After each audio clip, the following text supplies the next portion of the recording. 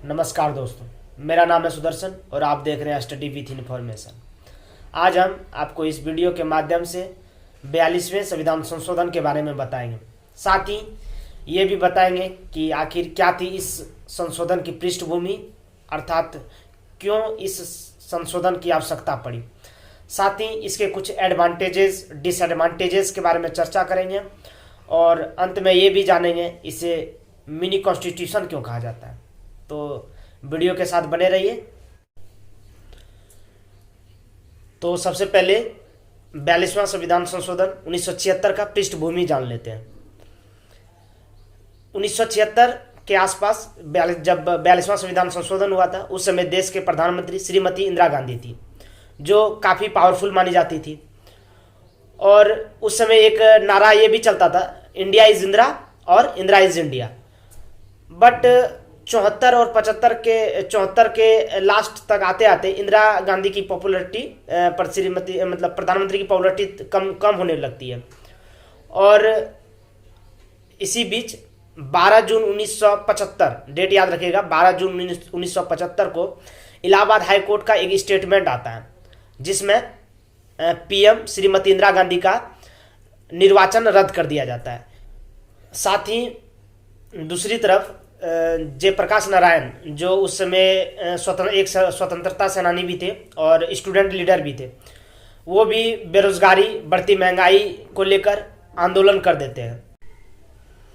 इन दोनों घटनाओं के बाद प्रधानमंत्री श्रीमती इंदिरा गांधी ने देश में आर्टिकल 352 का प्रयोग कर राष्ट्रीय आपात लगा देता है और मिसा एक्ट 1971 का प्रयोग करके देश के जो सबसे बड़े अपोजिशन के लीडर थे और साथ ही स्टूडेंट यूनियन के leader as like Jayaprakash Narayan, सबको जेल में बंद कर देते हैं। और साथ ही लालू प्रसाद यादव को भी इसी एक्ट के तहत जेल में बंद कर देता है। और इससे गुस्सा होकर बाद में उन्होंने अपनी बेटी का भी नाम मिसा रखा और उनका कहना था कि मैं इसे कभी भूलना नहीं चाहता हूँ। अब देखिए, देश के जो अपोजिशन के लीडर, बड़े बड़े लीडर थे, सब जेल के अंदर थे। जो भी स्टूडेंट यूनियन के लीडर थे या फिर जो आवाज़ उठाने वाले थे, सारे जेल के अंदर थे। इसी बीच श्रीमती इंदिरा गांधी ने संसद से ये 42वां संविधान 1976 पास कर दिया था। तो चलिए इसमें देखते हैं कि कौन कौन सी मुख्य रूप से इस संशोधन के द्वारा प्रधानमंत्री को ज़्यादा पावरफुल बनाया गया और कहीं ना कहीं ये भी बोल सकते हैं कि एक एकात्मक रूप देखने को मिलता है इस संशोधन से।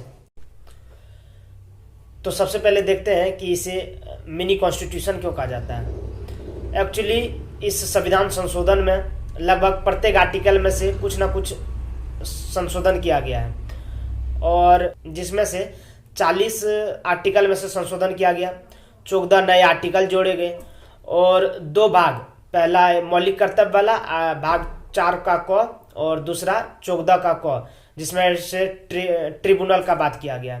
2 भाग भी जोड़े गए।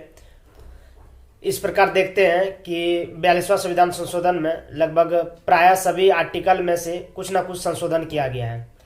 उनमें से सबसे पहला अगर बात करें तो सबसे पहला संशोधन था, वो ये था प्रस्तावना में संशोधन। प्रस्तावना में 3 नए शब्द जोड़े गए। उसमें से पहला शब्द था समाजवादी, दूसरा पंथ निरपेक्ष और तीसरा एकता और अखंडता। एक्चुअल में प्रारंभ में प्रस्तावना संविधान का भाग नहीं था, परंतु एक केशवानंद भारती मामले के बाद सुप्रीम कोर्ट का ये स्टेटमेंट आया कि प्रस्तावना भी संविधान का भाग है, इसलिए उसमें संशोधन किया गया। वरना हम जो ये 3 नए शब्द संशोधन करके जोड़ पाए, वो शायद नहीं जोड़ पाते। इसका दूसरा संशोधन ये था कि यदि डीपीएसपी पर संसद कानून बनाएगी तो सुप्रीम कोर्ट उसे रद्द नहीं कर सकता है। इसका सीधा सा मतलब ये हुआ कि यहाँ पे डीपीएसपी को फंडामेंटल राइट से ज़्यादा पावरफुल बताया गया और एक प्रकार से सुप्रीम कोर्ट के पावर को कम कर दिया गया है। तीसरा संशोधन था, यदि संसद एंटी नेशनल पे कोई भी कानून पास कर देता है या फिर कोई कानून बना देता है तो सुप्रीम कोर्ट उस पर हस्तक्षेप नहीं कर सकता है, और या तो सुप्रीम कोर्ट हस्तक्षेप भी नहीं कर सकता और ना ही उसको रद्द कर सकता है। और मेनली यहाँ पे भी सुप्रीम कोर्ट के पावर को कम कर दिया गया। एंटी नेशनल का उस समय एंटी नेशनल का सीधा सा मतलब था कि यदि आप सरकार के खिलाफ बोलते हैं या सरकार के खिलाफ आवाज उठाते हैं तो भी आपको एंटी नेशनल घोषित करके जेल में डाला जा सके। इसमें अगला एक महत्वपूर्ण संशोधन ये भी था, आर्टिकल 43 का कॉम है, निःशुल्क विधि सहायता जोड़ा गया, जो अभी भी डीपीएसपी के अंतर्गत है। कहीं कोई स्टेट में तो इसे शुरू किया गया है।